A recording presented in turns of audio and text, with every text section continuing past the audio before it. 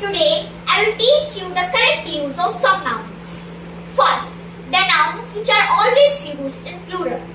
Example, spectacles. Sentences, where are my spectacles? Another example, goods. Sentence, the goods are delivered. Second, nouns. Plural in appearance but singular in use. Example, mathematics. Use, mathematics is a difficult subject to understand. Another example, physics. Use, physics is an exact science. Third, collective nouns used in plural. Example, people. Use, people are not so foolish as we think. Another example, poultry.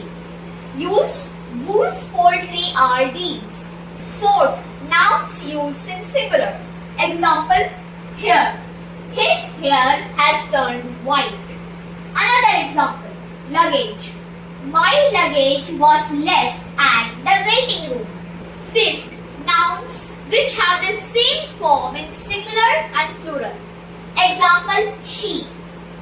The sheep are eating grass. Another example, pair. A pair of shoes is lost. Sixth, abstract nouns have no plurals. Example, hope, kindness. Seventh, material nouns are not used in plurals. Example, copper, gold, milk. 8. Letters, figures and other symbols are turned plural by adding apostrophe and s.